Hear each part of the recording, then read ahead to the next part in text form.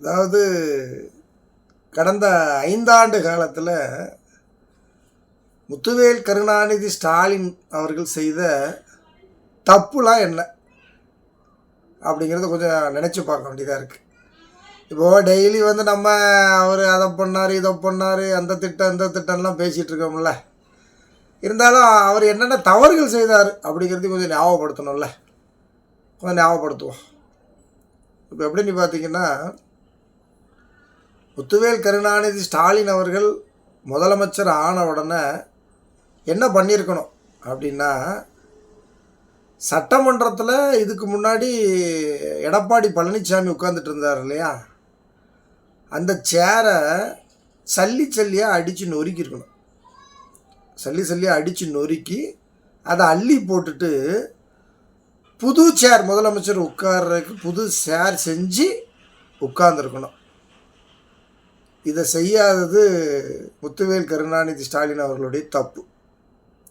சரி, ரெண்டாவது என்னென்னா, முதலமைச்சர் ஆன உடனே ஒட்டு மொத்தமாக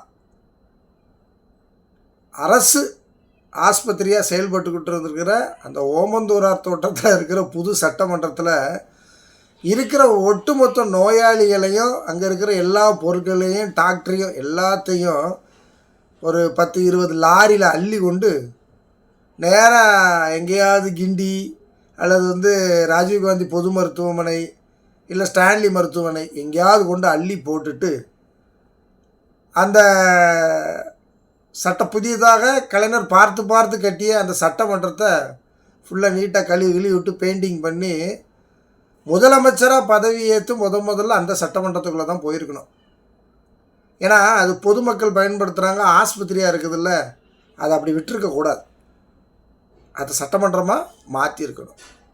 இது முத்துவேல் கருணாநிதி ஸ்டாலின் அவர்கள் செய்த இரண்டாவது தப்பு. மூணாவது என்னென்னா, முதலமைச்சர் ஆயிடுறாரு. ஆன உடனே எல்லா இடங்கள்லையும் அம்மையார் ஜெயலலிதா அவர்களுடைய பேரில் இயங்கிக்கிட்டு இருக்க அம்மா உணவகங்களுடைய போர்டுகளை இம்மிடியேட்டாக கட்சிக்காரங்களை வச்சு அறுத்து எரிஞ்சிருக்கணும்.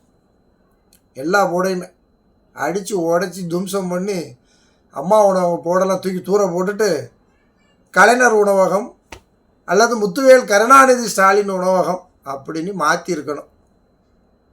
இதை அவர் செய்யாமல் விட்டது அவருடைய மூணாவது தப்பு. அவர் இப்படி ரொம்ப தப்பு பண்ணியிருக்கிறாரு. அதனால தான் இன்றைக்கி இந்த நிலைமை. நாலாவது தப்பு அவர் செஞ்சது என்னென்னா, எல்லா இடங்கள்லையும் அம்மா மினி கிளினிக் அப்படின்னு போர்டு வச்சு அதில் இந்த சைடு செல்வி ஜெயலலிதா அவர்களுடைய படமும் இந்த சைடு எடப்பாடி அவர்களுடைய படமும் வச்சு தமிழ்நாடு ஃபுல்லாக போர்டு இருந்துச்சு. கிளினிக், சின்ன மினி கிளினிக்கில் வச்சுருந்தாங்க. இந்த கிளினிக்கை அப்படியே கண்டினியூ பண்ணாங்க. அந்த முதலமைச்சர் முத்துவேல் கருணாநிதி ஸ்டாலின் தான்.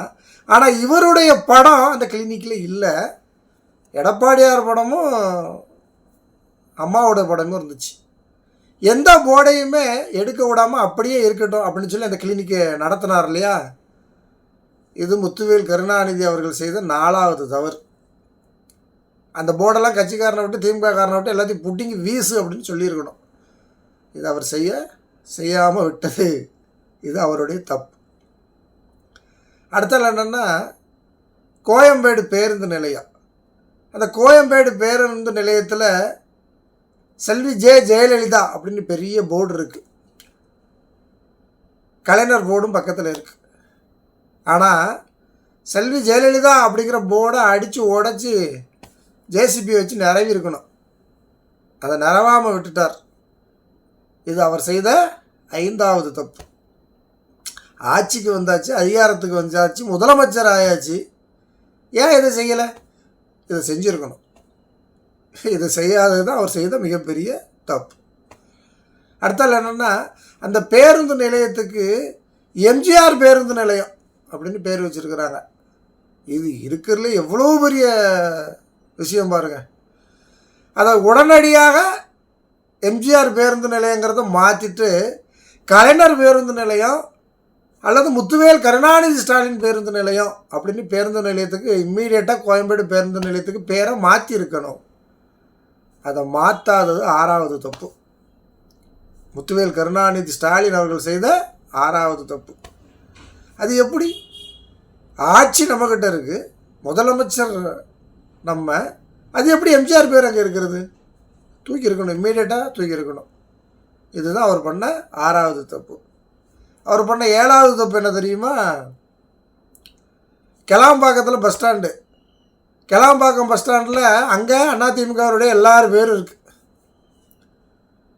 அவங்க கல்வெட்டு வச்சுருக்குறாங்க, எல்லாரும் பேர் இருக்குது. இவங்க அதிமுக போர்டு அப்படியே இருக்குது, மறுபடியும் திமுக வந்து எல்லாத்தையும் டெவலப் பண்ணி இவங்களும் போர்டு வைக்கிறாங்க. ஆனால் அந்த அதிமுக போர்டை தூக்கி சில்லின்னு ஒருக்கலை, தூக்கி தூர போடலை.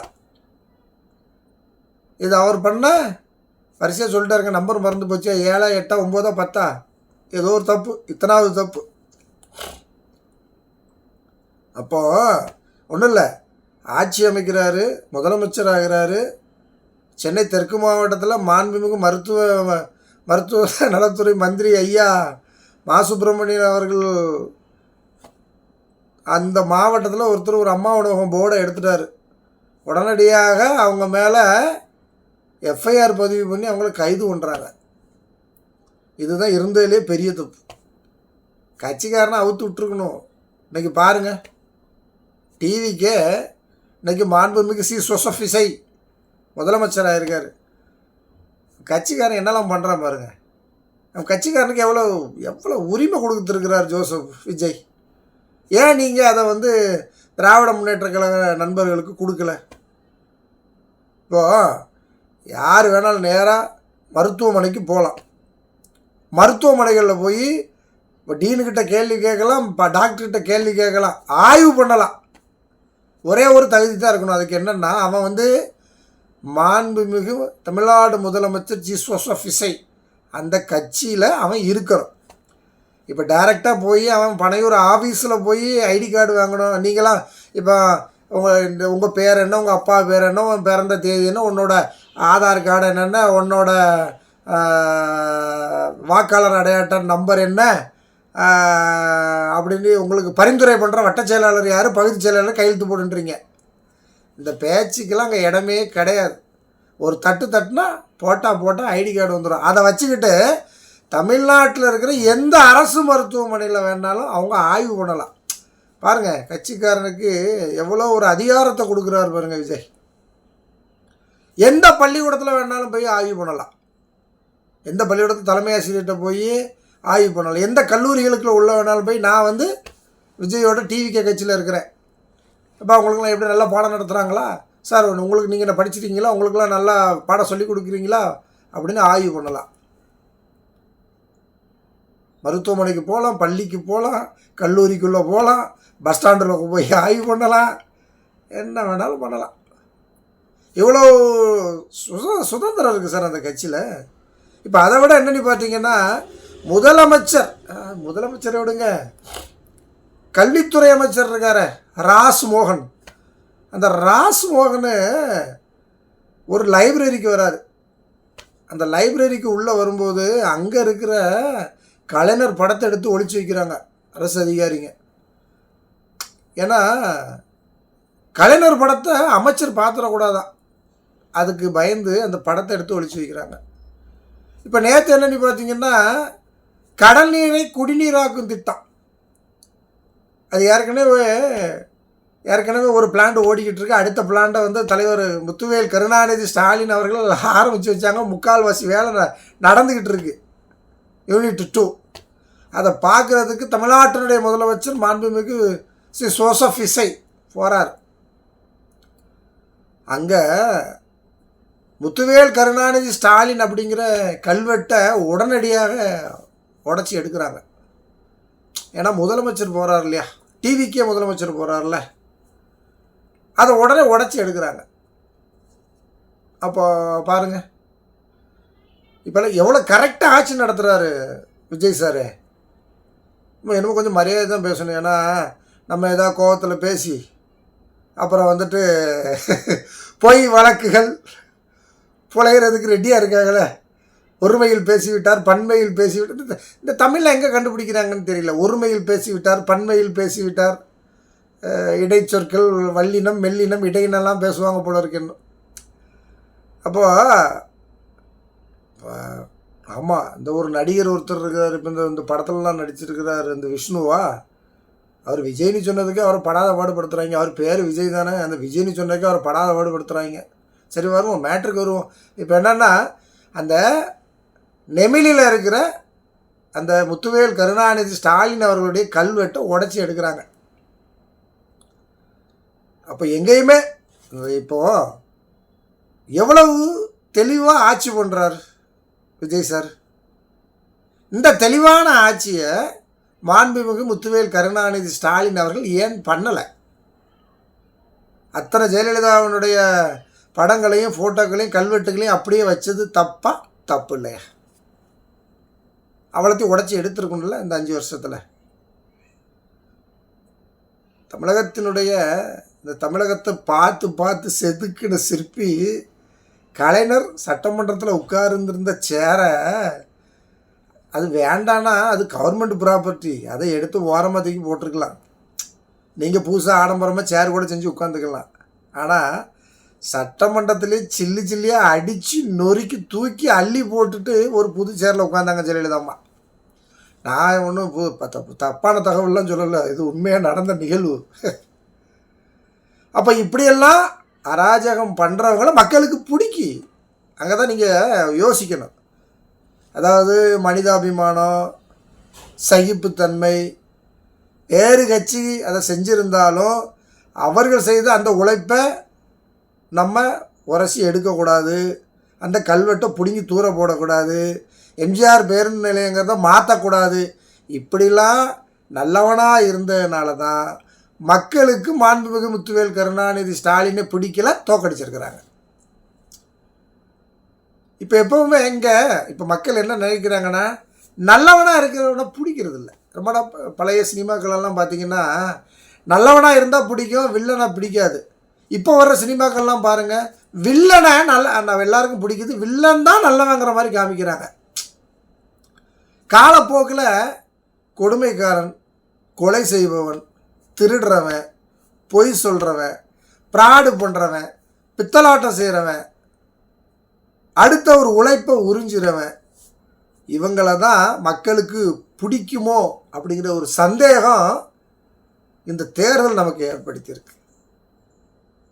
வேற்று கட்சிக்காரர்கள், மாற்று கட்சிக்காரர்கள் செய்த உழைப்பை கூட பிடுங்கக்கூடாது, உடைக்கக்கூடாது. அது இருக்கட்டும், எல்லாரும் சேர்ந்து தான் இந்த தமிழ்நாட்டை வளர்த்துருக்குறோம், நம்ம மட்டும் வளர்க்கலை, எல்லாரும் சேர்ந்து தான் இதை வளர்த்துருக்கோம், இது மக்களுக்கு தெரியணும் அப்படின்னு நினச்சார் இல்லையா மாண்புமிகு முத்துவேல் கருணாநிதி ஸ்டாலின். அதனால தான் மக்களுக்கு வர பிடிக்கலை. இதற்கு அப்புறம் ஆட்சிக்கு வருவோம். இப்போ நம்ம ஆட்களே சொல்கிறாங்க, எதுக்கு இந்த மாண்போடு இருந்திருக்கிற, இந்த மாண்போடு இருந்ததுனால தான் இன்றைக்கி இந்த தோல்வி அப்படிங்கிறாங்க.